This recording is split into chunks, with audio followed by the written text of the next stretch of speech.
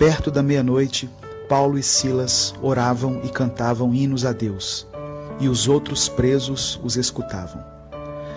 Deus pode abrir portas em meio ao sofrimento.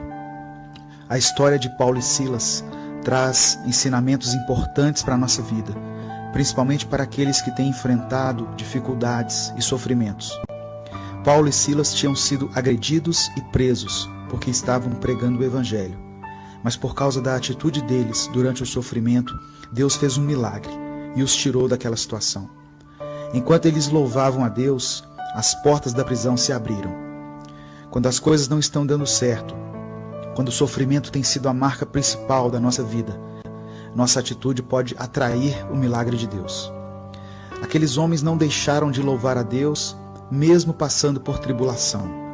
A palavra diz que os outros presos ouviam as orações e os louvores que eles cantavam.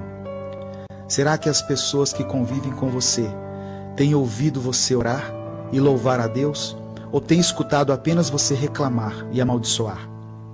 Eles ouvem o seu clamor ou as suas queixas? Como cristãos, temos que ter uma linguagem de bênção e não de maldição. Enquanto eles cantavam, aconteceu um terremoto e as portas se abriram. Eles poderiam ter fugido, mas se eles tivessem ido, o carcereiro ia se matar, porque ia ser responsabilizado pela fuga. Paulo e Silas preferiram ficar por causa daquele homem. Deus abençoa aqueles que se sacrificam pelos outros e não pensam apenas em si mesmos. Eles usaram a tribulação para pregar a palavra e salvar vidas. Muitas pessoas, quando passam por lutas, deixam de fazer a obra de Deus. Tem líderes que foram provados e largaram tudo. Deixaram o ministério, abriram mão do seu chamado e pararam de testemunhar de Cristo para as pessoas. Não é isso que Deus quer. Eu sei que tem sido difícil para você, mas se você retroceder e abandonar tudo, vai ser pior ainda.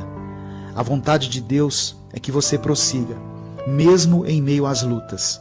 Paulo e Silas souberam esperar o tempo certo para serem libertos. Eles não saíram depois do terremoto, mas esperaram até o dia seguinte. Aprenda a esperar o tempo e a maneira de Deus agir para ser abençoado. Eu quero orar por você.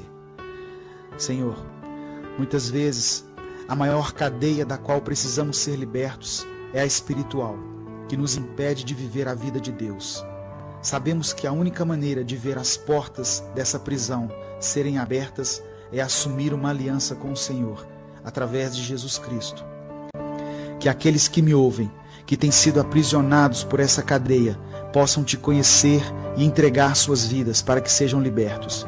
Eu oro também por aqueles que servem ao Senhor e que têm sofrido perseguições, aqueles que no seu coração resolveram parar com seu ministério, que abandonaram as suas atividades, que entregaram as suas células, seus departamentos.